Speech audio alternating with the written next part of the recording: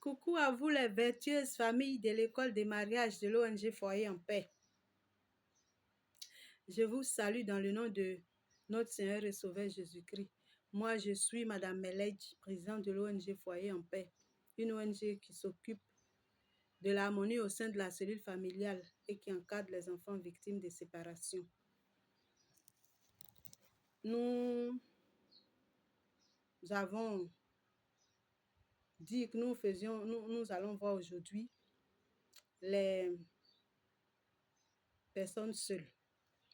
C'est vrai, nous sommes à l'école de mariage, mais nous n'allons pas d'entrée de jeu voir les personnes à deux, les personnes couplées. On est seul, on grandit seul avant de se marier. Donc, nous allons voir d'abord le cas des personnes seules. C'est vrai, dans nos livres, il se trouve que nous n'avons pas les personnes seules en premier chapitre. Tout au contraire, les personnes seules,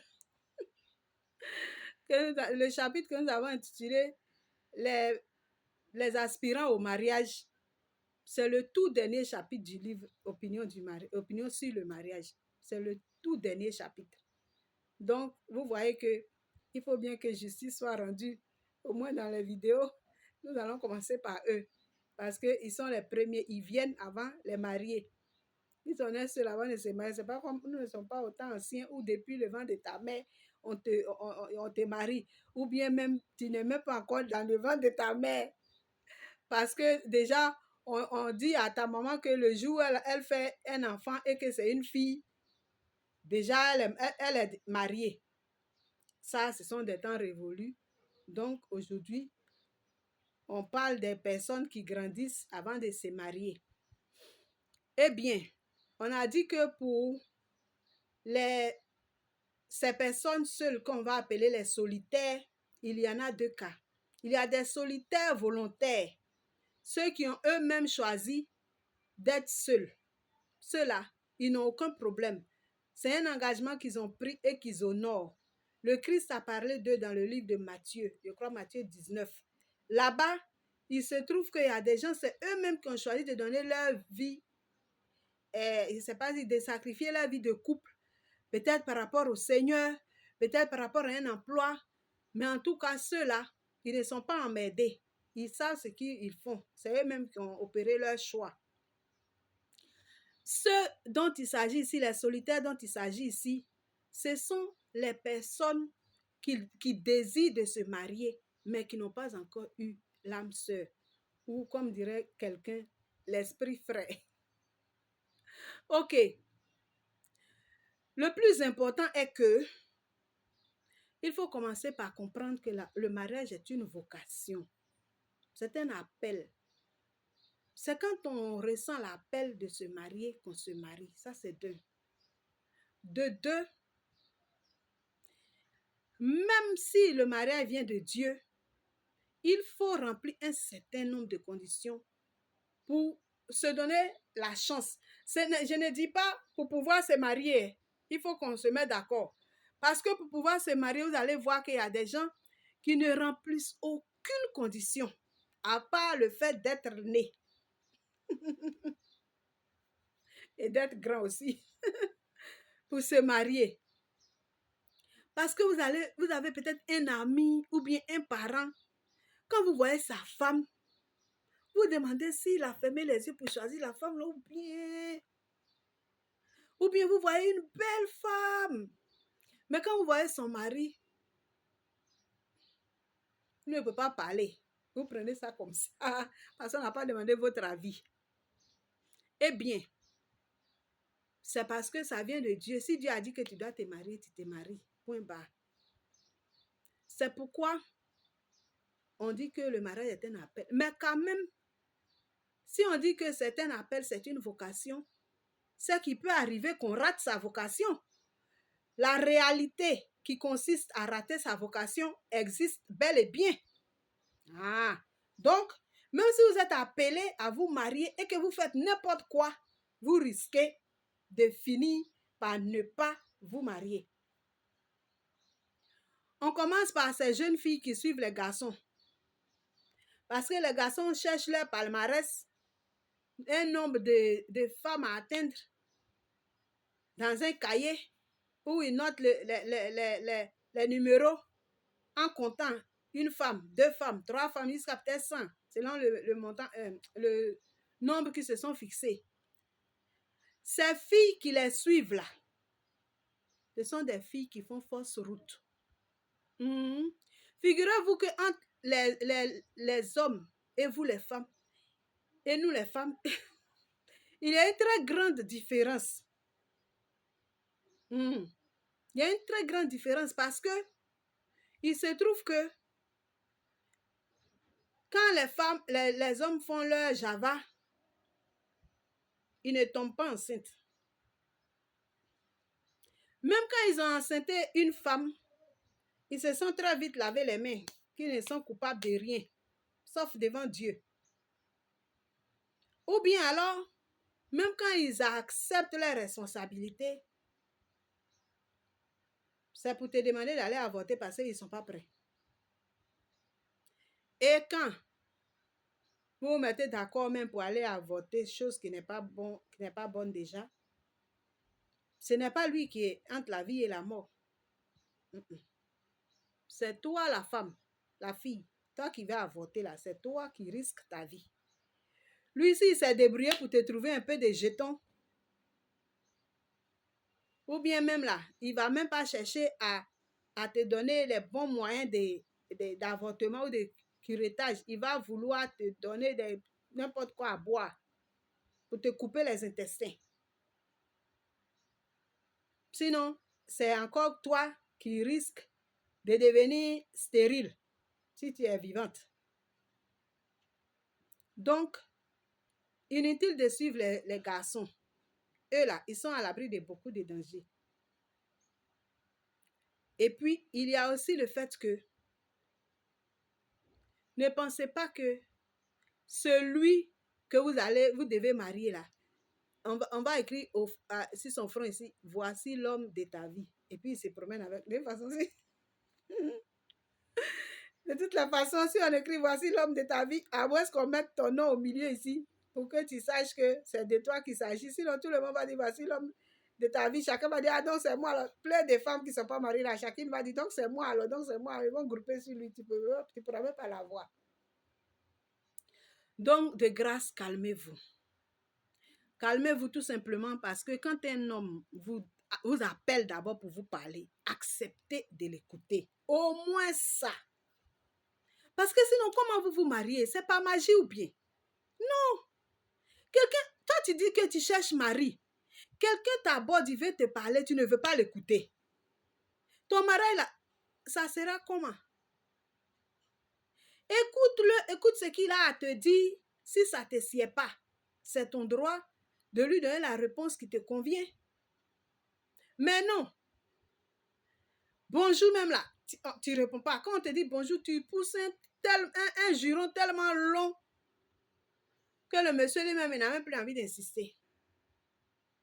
Ton tchourou quitte ici jusqu'à arriver dans ton village. Tout le monde est au courant que toi, quand on te salue, tu insultes les gens. Là, tu vas te marier comment? Après, tu as dit c'est sorcier. C'est pas sorcier.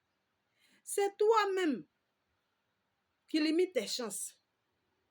Même à l'église, tu dis que tu es chrétienne. Tu es assis sur le banc de l'église ou bien maintenant où on parle de chaises, tu es assise à l'église sur ta chaise, quelqu'un vient s'asseoir à côté de toi, il te dit bonjour. Tu joues les grandes prieuses. Réponds au bonjour de quelqu'un là-bas. Tu sais que tu cherches Marie, on te salue, tu ne réponds pas. Hein? Tu as dit que tu es concentré dans la prière comme ça. Hein? Tu es sûr que tu es concentré dans la prière. C'est quelle bonne prière tu fais et puis depuis, tu ne gagnes pas Marie là. Quelqu'un qui veut te saluer, tu ne sais pas si c'est ton mari que Dieu a envoyé vers toi. Quand on prie là, dans la position dans laquelle on te voit, là, on sait que tu es en train de prier, on ne te salue pas pour te déranger. Mais on te voit dans une position bizarre où on sait que où tu es là, tu ne fais que rêver, tu n'es pas en train de prier.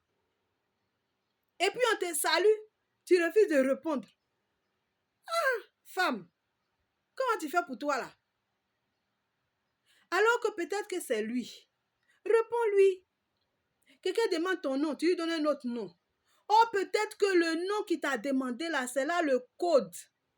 Oui. Parce que moi, j'ai reçu un témoignage où on m'a dit que la femme et l'homme et la femme se sont mariés tout simplement parce que la femme là avait le même prénom que sa maman. Tellement il aime sa maman, quand il a demandé le nom de la jeune fille et que la jeune fille lui a donné son nom, il a vu que c'est le prénom de sa maman. C'est de là que causerie a commencé jusqu'à c'est devenu ce que ça doit devenir. Comme j'ai reçu aussi un autre témoignage où on m'a dit, une autre histoire où on m'a dit qu'une femme comment on appelle ça, a été sauvée d'agression parce que elle avait le même prénom que la maman de l'agresseur. Et il lui a dit, ta chance, parce que tu as le même prénom que maman, faut partir. C'est le jour de ta chance, faut partir. Et puis elle est partie. Donc, quand on vous demande vos noms et puis vous donnez, ce n'est pas forcément négatif. J'ai donné ces deux exemples-là pour dire que ça peut toujours faire du bien que vous donniez votre nom. Mais tu donnes le nom à quelqu'un, s'il t'appelle que tu ne réponds pas, ça fait quoi? Est-ce qu'il va te mettre dans la bouteille? Tu lui dis que non, tu n'as pas envie de composer avec lui. Parce que tu l'auras écouté et tu auras su ce qu'il attend de toi. Si ça ne te sied pas, tu lui dis non, tout simplement. Et à côté de ça, il y a le cas de celles aussi qui, dès qu'on les salue, elles ont déjà aménagé dans la maison du monsieur. Quand c'est comme ça, là, il te trouve femme trop facile. Il ne veut plus de toi. Il est découragé de toi-même.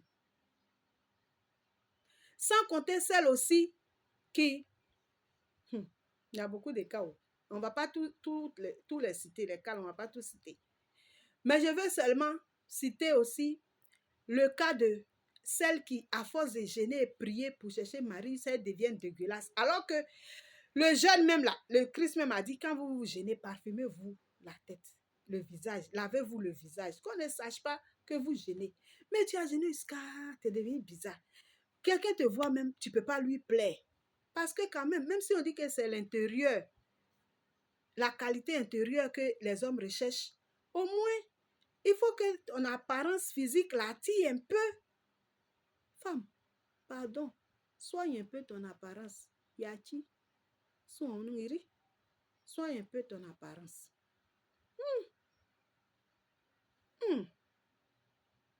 Maintenant, sans compter aussi celles qui ne font que montrer leur impolitesse partout. Je ne parle pas de celles qui insultent les gens dans les rues qu'on les appelle là, mais je parle de cette autre catégorie qui, eux, une fois qu'elles se sont approchées d'un homme à qui elles veulent se fixer, c'est la guerre.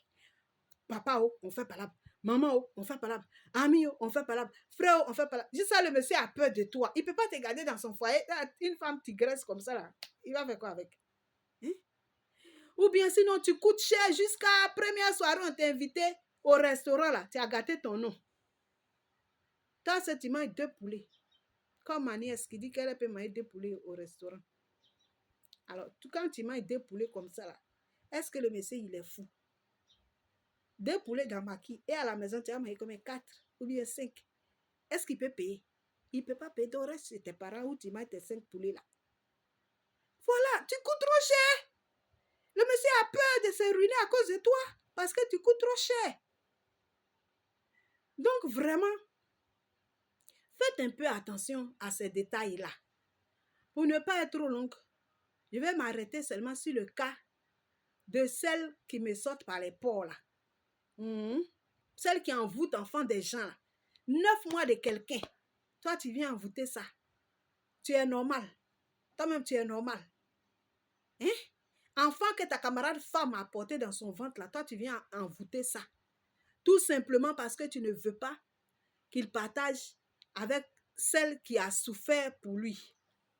Avec celle-ci qui il a pissé. Avec celle-ci qui il a vomi. Pour ne pas dire d'autres choses. Celle qui a veillé la nuit quand il était malade là. Celle qui s'est privée de ses paniers, de ses bijoux pour qu'il aille à l'école là. Comme je disais la dernière fois à mon fils. Maintenant, là, moi, j'ai fini de faire mes études. J'ai fini, j'ai vieilli même là. C'est maintenant que j'ai commencé l'école. Tous les matins, je dois me réveiller à 4h et quelques. pour veiller à ce qu'à 5h00, quelqu'un se réveille. Lui-même qui va aller à l'école, là, il ne connaît pas l'heure. C'est moi qui dois le réveiller. Tous les matins, quand il va à l'école, moi aussi, je vais à l'école.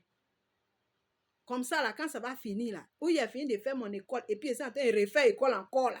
C'est maintenant, toi, tu veux être une femme qui vient de quelque part, qu'on ne connaît ni d'Ève, ni d'Adam, pour dire que moi, je n'ai pas le droit de profiter de mon enfant. Ce n'est pas profiter en tant que profiter. Mais quand même, c'est un investissement. Quand même, j'ai trop souffert. Quand même, j'ai trop coupé mon sommeil. Tu ne peux pas venir enlever ça comme ça du revers de la main. Toi aussi, tu veux manger. Moi aussi, laisse-moi manger un peu. Ou bien, on va revenir dessus quand on va voir le cas de la gestion des beaux-parents. Mais de grâce, arrêtez toutes ces vilaines choses qui vous rendent horribles et qui fait que même quand vous êtes mariés, 2 jours après, mariage est gâté. Parce que mariage qui est basé sur crachat de cadavres, là, ça peut pas arriver quelque part. Si la personne elle-même, ou bien sa maman, ou bien ses parents, quelqu'un dans ses environs prie beaucoup pour lui, là, c'est gâté. Donc, tu ne peux pas te marier. Alors, on s'arrête là pour aujourd'hui et on va poursuivre. Pour le reste, voyez dans le livre.